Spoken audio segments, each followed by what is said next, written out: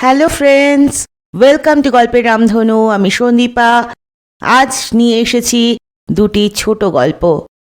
গল্প এবং গল্প পাঠ যদি ভালো লাগে তাহলে চ্যানেলটি সাবস্ক্রাইব করবেন এবং লাইক শেয়ার কমেন্ট করে আমাকে উৎসাহিত করতে ভুলবেন না। তাহলে শুরু করা যাক। আজকের প্রথম গল্প শীর্ষেন্দু মুখোপাধ্যায়ের দুই পালোয়ান। পালোয়ান কিশোরী সিংয়ের যে ভূতের ভয় আছে তা কাকপক্ষীতেও জানে না। কিশোরী সিং নিজেও যে খুব ভালো জানত এমন নয়। আসলে কিশোরী ছেলেবেলা থেকেই বিখ্যাত লোক। সর্বদাই চেলা চামুন্ডারা তাকে ঘিরে থাকে। একা থাকার কোনো সুযোগই নেই তার।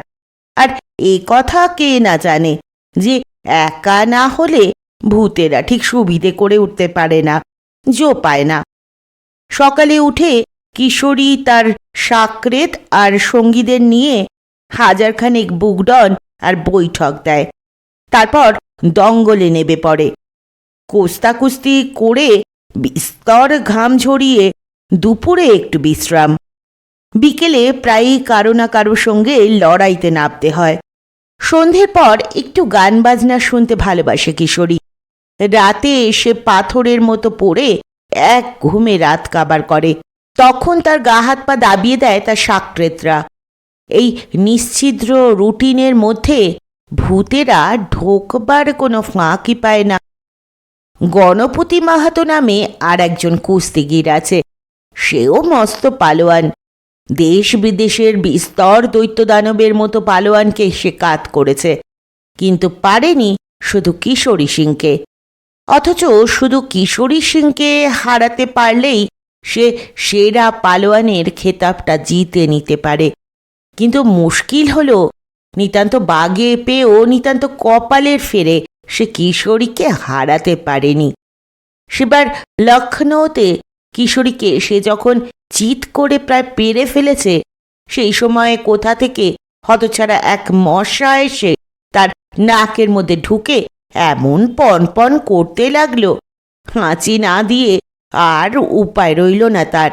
আর সেই ফাঁকে কিশোরী তার প্যাচ কেটে বেরিয়ে গেল, আর দ্বিতীয় হাঁচিটার সুযোগে তাকে রদ্দা মেরে চিৎ করে ফেলে দিল।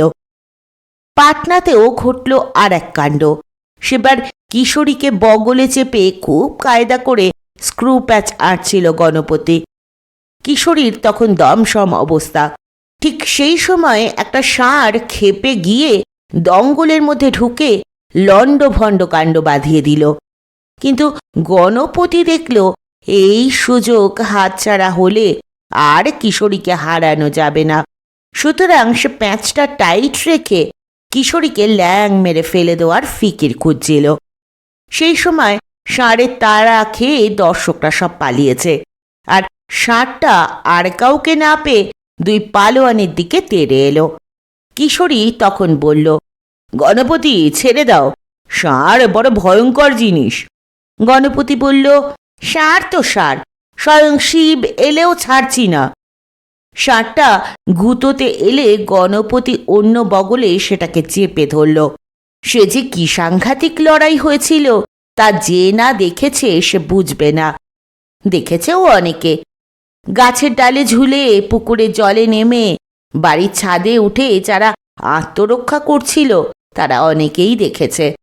গণপতি লড়াই করছে দুই মহাবিক্রম পালোয়ানের সঙ্গে, ষাঁড় এবং কিশোরী সিং। গাছের ডালে ঝুলে পুকুরে ডুবে থেকেও সে লড়াই দেখে লোকে চেঁচিয়ে বাহবা দিচ্ছিল গণপতিকে। ষাঁড়ের গুঁতো, কিশোরীর হুড়ো, এই দুইকে সামাল দিতে গণপতি কিছু গণ্ডগোল করে ফেলেছিল ঠিকই। আসলে কোন বগলে কে সেইটাই গুলিয়ে গিয়েছিল তার।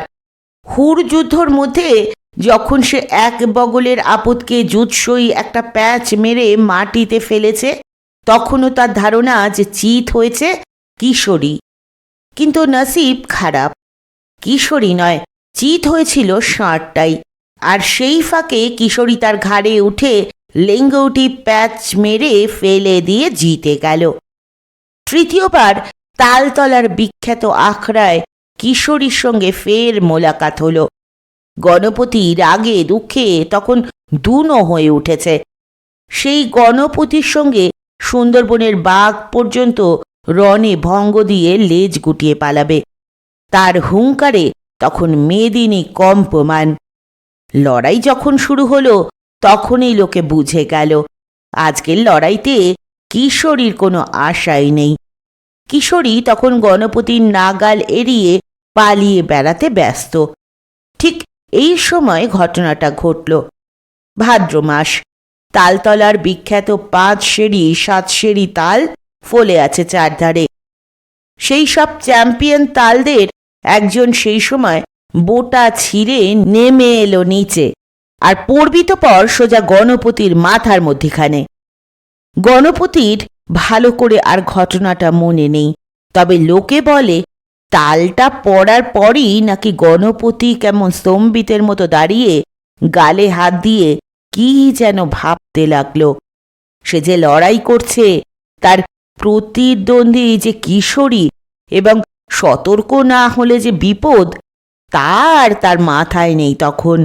সে নাকি গালে হাত দিয়ে হঠাৎ বিড়বিড় করে তুলসী দাসের রামচরিত মানস মুখস্থ বলে যাচ্ছিল। কিশোরী যখন সেই সুযোগে তাকে চিৎ করে, তখনও সে নাকি কিছু মাত্র বাধা দেয়নি, হাত জোর করে রামজিকে প্রণাম জানাচ্ছিল। গণপতির বয়স হয়েছে, শরীরের আর সেই তাগদ নেই। কিশোরী সিংকে হারিয়ে যে খেতাবটা সে জিততে পারল না, এসব কথাই সে সারাক্ষণ ভাবে। ভাবতে ভাবতে কি হলো কে জানে, একদিন আর গণপতিকে দেখা গেল না। ওদিকে কিশোরীর এখন ভারী নামডাক। বড় বড় ওস্তাদকে হারিয়ে সে মেলা কাপ মেডেল পায়। লোকে বলে কিশোরীর মতো পালোয়ান দুনিয়ায় দ্বিতীয়টি নেই। তা একদিন ডাকে কিশোরীর নামে একটা পোস্ট কার্ড এলো। গণপতির আঁকা বাঁকা হস্তাক্ষরে লেখা, ভাই কিশোরী, তোমাকে হারাতে পারিনি জীবনে, এই আমার সবচেয়ে বড় দুঃখ। একবার মশা, একবার ষাঁড় আর একবার তাল আমার সাধে বাদ সেধেছে। তবু তোমার সঙ্গে আর একবার লড়বার বড় স্বাদ, তবে লোকজনের সামনে নয়। আমরা 2 পালোয়ান নির্জনে পরস্পরের সঙ্গে লড়াই করব।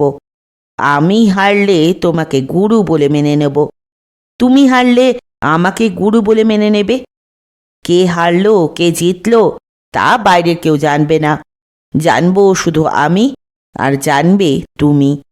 যদি রাজি থাকো তবে আগামী অমাবস্যায় খেতুপুরের শ্মশানের ধারে ফাঁকা মাঠটায় বিকেলবেলায় চলে এসো, আমি তোমার জন্য অপেক্ষা করব। চিঠিটা পড়ে কিশোরী একটু ভাবিত হলো। সত্যি বটে, গণপতি খুব বড় পালোয়ান এবং কপালের জোরেই 3 বার কিশোরীর কাছে জিততেও হেরে গেছে। অত বড় একটা পালোয়ানের এই সামান্য আবদারটুকু রাখতে কোনো দোষ নেই। হারলেও কিশোরীর ক্ষতি নেই, সাক্ষী সাবুত তো থাকবে না, কিন্তু হারার প্রশ্নও ওঠে না। কিশোরী এখন অনেক পরিণত, অনেক অভিজ্ঞ। তাছাড়া গণপতিকে যে সে খুব ভালোভাবে হারাতে পারেনি, এই লজ্জাটাও তার আছে। সুতরাং লজ্জাটা দূর করার এই সুযোগ। এবার গণপতিকে ন্যায্য মতো হারিয়ে সে মনের খচখচানি থেকে মুক্ত হবে। নির্দিষ্ট দিনে কিশোরী তৈরি হয়ে খেতুপুরের দিকে রওনা হলো। জায়গাটা বেশি দূরেও নয়, 3 পোয়া পথ, নিরিবিলি জায়গা। শ্মশানের ধারে মাঠটায় গণপতি অপেক্ষা করছিল। কিশোরীকে দেখে খুশি হয়ে বলল, এসেছো? তাহলে লড়াইটা হয়ে যাক। কিশোরীও গোপ চুমড়ে বলল, হোক। দুজনেই ল্যাঙট এঁটে গায়ে মাটি থাবড়ে নিয়ে তৈরি হলো। তারপর 2 পালোয়ান তেড়ে এলো দুদিক থেকে। কিশোরী ঠিক করেছিল পয়লা চোটেই গণপতিকে মাটি থেকে শূন্যে তুলে ধবিপাট মেরে কেল্লা ফতে করে দেবে। কিন্তু সপাটে ধরার মুহূর্তেই হঠাৎ পোঁ করে একটা মশা তার নাকে ঢুকে বিপত্তি বাঁধালো। হ্যাঁচো হ্যাঁচো হাঁচিতে গগন কেঁপে উঠল। আর কিশোরী দেখল কে যেন তাকে শূন্যে তুলে মাটিতে ফেলে চিৎ করে দিল। গণপতি বলল, আর একবার। কিশোরী লাফিয়ে উঠে বলল, আলবাত। দ্বিতীয় দফায় যা হওয়ার তাই হলো। লড়াই লাগতে না লাগতেই একটা ষাঁড় কোথা থেকে এসে যে কিশোরীর বগলে ঢুকল তা কে বলবে। কিশোরী আবার চিৎ। গণপতি বলল, আর একবার হবে? কিশোরী বলল, নিশ্চয়ই। কি হবে তা বলাই বাহুল্য। লড়াই লাগতে না লাগতেই দশাসই এক তাল এসে পড়ল কিশোরীর মাথায়। কিশোরী পাখি সব করে রব আওড়াতে লাগল এবং ফের চিৎ হল। হতভম্বের মতো যখন কিশোরী উঠে দাঁড়ালো তখন দেখল গণপতিকে ঘিরে ধরে কারা যেন খুব উল্লাস করছে, কিন্তু তারা কেউই মানুষ নয়, কেমন যেন কালো কালো ঝুলকালির মতো রং, রোগা তেঠেঙে লম্বা সব অদ্ভুত জীব। জীব নাকি অন্য কিছু? কিশোরী হাঁ করে দেখল। গণপতিও আস্তে আস্তে শুকিয়ে কালচে মেরে লম্বা হয়ে ওদের মতোই হয়ে যেতে লাগল। কিশোরী আর দাঁড়ায়নি। বাবারে মারে বলে চেঁচিয়ে দৌড়তে লেগেছে। কিশোরী পালোয়ানের ভূতের ভয় আছে এ কথা এখনো লোকে জানে না বটে, কিন্তু কিশোরী নিজে খুব জানে, আর এই জানলে তোমরা। আজকের দ্বিতীয় গল্প শীর্ষেন্দু মুখোপাধ্যায়ের টেলিফোনে। টেলিফোন তুললেই একটা গম্ভীর গলা শোনা যাচ্ছে, 6491 6491 6491। সকাল থেকে ডায়াল টোন নেই। টেলিফোনের হরেক গণ্ডগোল থাকে বটে, কিন্তু এ অভিজ্ঞতা নতুন। গলাটা খুবই যান্ত্রিক এবং গম্ভীর, খুব উদাসীন। প্রদীপের কয়েকটা জরুরি টেলিফোন করার ছিল, করতে পারল না। কিন্তু কথা হলো একটা অদ্ভুত কণ্ঠস্বর কেবল বারবার 4টে সংখ্যা উচ্চারণ করে যাচ্ছে কেন? এর কারণ কি? ঘড়ির সময় জানার জন্য বিশেষ নম্বর ডায়াল করলে একটা যান্ত্রিক কণ্ঠে সময়ের ঘোষণা শোনা যায় বটে, কিন্তু এ তো তা নয়। মিনিটে মিনিটে সময়ের ঘোষণা বদলে যায়, কিন্তু এই ঘোষণা বদলাচ্ছে না। অফিসে এসে সে তার স্টেনোগ্রাফারকে ডেকে টেলিফোনের ত্রুটিটা এক্সচেঞ্জে জানাতে বলেছিল। তারপর কাজকর্ম নিয়ে ব্যস্ত হয়ে পড়ল। সে একটা মাল্টিন্যাশনাল কোম্পানির বড় ম্যানেজার। বহু বছর দিল্লিতে ছিল, সম্প্রতি কলকাতায় বদলি হয়ে এসেছে। কোম্পানি তাকে বাড়ি, গাড়ি ও টেলিফোন দিয়েছে। তার আগে এই পদে ছিলেন কুরুপ্পু নামে দক্ষিণ ভারতের একজন লোক। তিনি রিটায়ার করে দেশে ফিরে গিয়ে ফুলের চাষ করছেন বলে শুনেছে প্রদীপ। খুবই দক্ষ ও অভিজ্ঞ মানুষ ছিলেন তিনি। রিটায়ার করার বয়স হলেও কোম্পানি তাকে ছাড়তে চায়নি, বরং আরও বড় পোস্ট দিয়ে ধরে রাখতে চেয়েছিল। কুরুপ্পু কিছুতেই রাজি হননি। দুপুরের লাঞ্চের আগে সে একটি পার্টিকে একটা বকেয়া বিলের জন্য তাগাদা করতে টেলিফোন তুলে ডায়ালের প্রথম নাম্বারটার বোতাম টিপতেই আচমকা সেই উদাসীন গম্ভীর যান্ত্রিক কণ্ঠস্বর শুনতে পেল, 6491। তারপরই অবশ্য কণ্ঠস্বর থেমে গেল। প্রদীপ খুবই অবাক হয়েছিল। সামলে নিয়ে বাকি নম্বর ডায়াল করতে রিং বাজল এবং ওপাশে একজন ফোনও ধরল। প্রয়োজনীয় কথা সেরে নিয়ে প্রদীপ খুব চিন্তিতভাবে অফিসের ইলেকট্রনিক টেলিফোনটার দিকে চেয়ে রইল। এই ফোনেও কণ্ঠস্বরটা এলো কি করে? এসব হচ্ছে কি? কলকাতার বাড়িতে প্রদীপের আত্মীয় স্বজন কেউ নেই। তার মা, বাবা, বোন, ভাই সব দিল্লিতে। সে বিয়ে করেনি, একা থাকে। একজন রান্নার ঠিকে লোক রেঁধে দিয়ে যায়, আর ঘরদোর সাফ করা, বাসন মাজা ও কাপড় কাচার জন্য ঠিকে একজন কাজের মেয়ে আছে। তারা কেউ বাড়িতে থাকে না। আলিপুরের নির্জন অভিজাত পাড়ায় 3 তলার মস্ত ফ্ল্যাটে প্রদীপ সম্পূর্ণ একা। তবু প্রদীপ হঠাৎ ফ্ল্যাটের নম্বর ডায়াল করল এবং শুনতে পেল ওপাশে রিং হচ্ছে।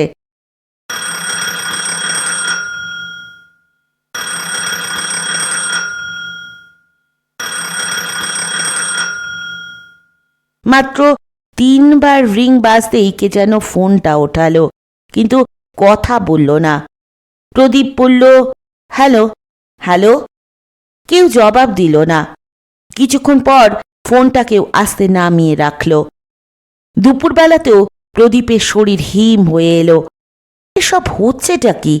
যদি রং নম্বরই হয়ে থাকে তাহলেও তো ওপাশ থেকে কেউ না কেউ সাড়া দেবে। বিকেলে পার্টি ছিল। ফ্ল্যাটে ফিরতে একটু রাতই হয়ে গেল তার। আর ফেরার সময় মাথায় দুশ্চিন্তাটা দেখা দিল।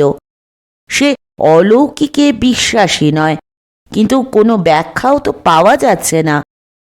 দরজা খুলে ফ্ল্যাটে ঢোকার পর একটু গা ছমছম করছিল, তবে আলো জেলে ঝলমলে আধুনিক ফ্ল্যাটটার দিকে চেয়ে তার ভয় ভয় ভাবটা কেটে গেল। তবে ফোনটার ধারে কাছে শেয়ার গেল না।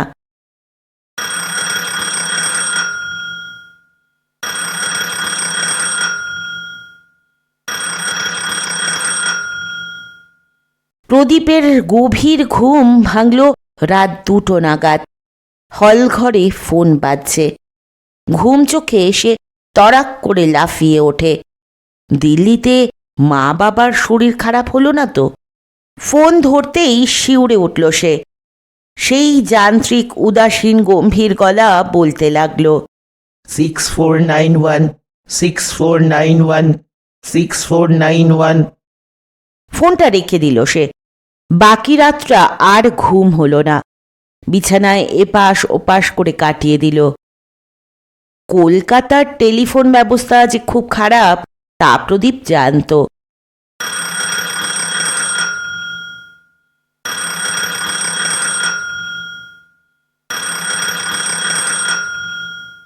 তবু সকালে ব্রেকফাস্টের সময় টেলিফোন বেজে উঠতেই প্রদীপ যখন কম্পিত বক্ষে গিয়ে টেলিফোন ধরল, তখন একটি অমায়িক কণ্ঠস্বর পড়ল, স্যার, আপনি টেলিফোন খারাপ বলে কমপ্লেন করেছিলেন কাল, কিন্তু আমরা টেস্ট করে দেখেছি আপনার লাইনে তো কোনো গন্ডগোল নেই, লাইন তো চালু আছে।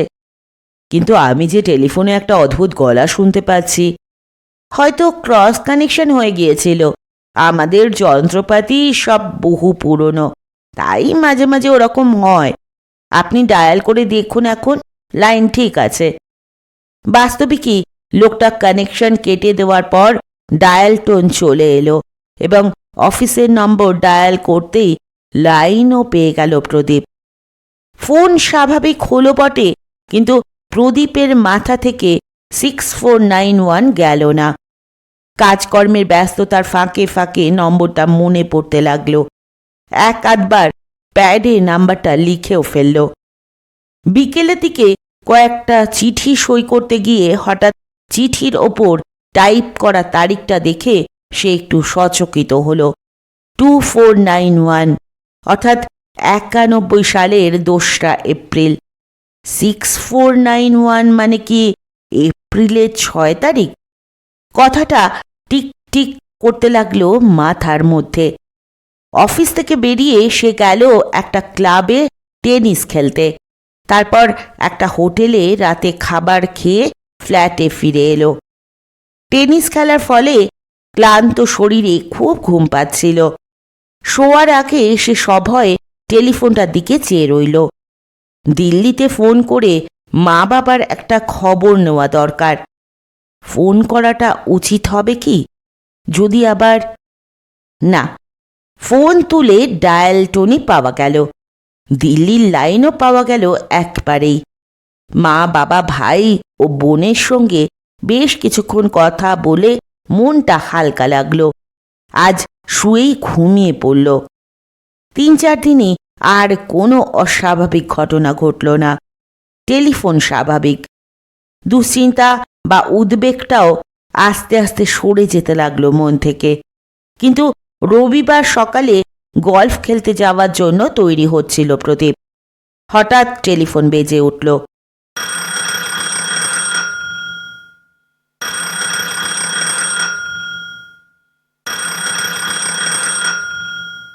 প্রদীপ অন্যমনস্কভাবে টেলিফোন তুলতেই সেই অবিস্মরণীয় যান্ত্রিক কণ্ঠস্বর শোনা গেল।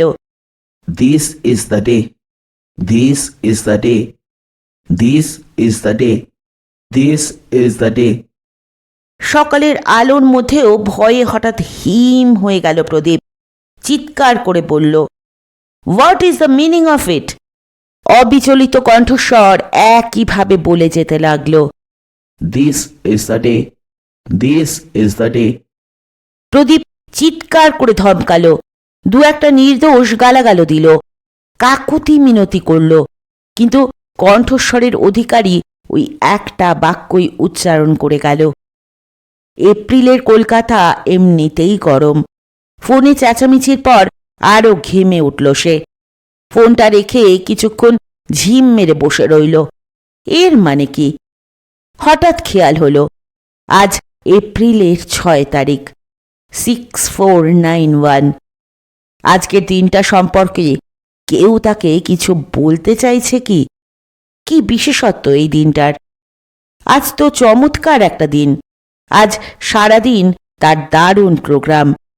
তাদের অফিসের সবচেয়ে বড় ক্লায়েন্ট মান্টু সিং সরখেরিয়ার আমন্ত্রণে তারা আজ যাচ্ছে কলকাতার বাইরে দিল্লি হাইওয়ের কাছে সরখেরিয়ার বিশাল বাগান বাড়িতে।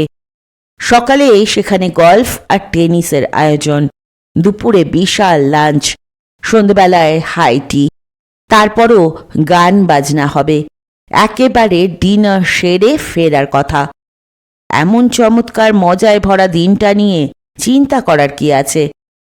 ফুরফুরে হাওয়ায় হাওড়া ব্রিজ পেরিয়ে দিল্লি রোড হয়ে সরখেরিয়ার বাগানবাড়িতে পৌঁছনোর সময় দুশ্চিন্তাটা কখন উবে গেল। অনেক অতিথি জড়ো হয়েছে, হাসি হট্টগোল চলছে। গলফ কিট নিয়ে বেরিয়ে পড়ল প্রদীপ, এক কাপ কফি খেয়ে নিয়েই। সরখেরিয়ার খামারের পাশেই গলফের বিশাল মাঠ, মাঝে মধ্যে ঝোপ জঙ্গল জলা।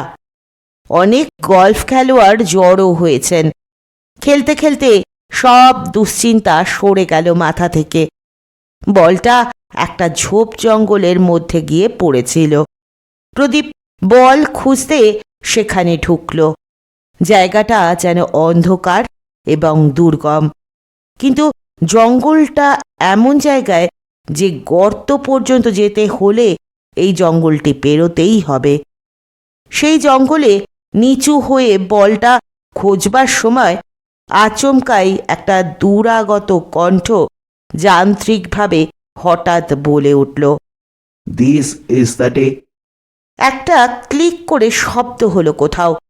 সন্দেহজনক কিছু নয়, কিন্তু হঠাৎ প্রদীপের ষষ্ঠ ইন্দ্রিয়ই যেন কিছু জানান দিল। সে বিদ্যুৎ গতিতে মাটিতে উপুর হয়ে শুয়ে পড়ল।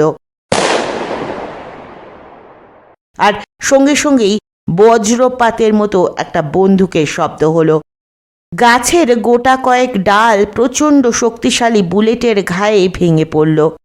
তারপরই এক জোড়া পায়ের দ্রুত পালানোর শব্দ।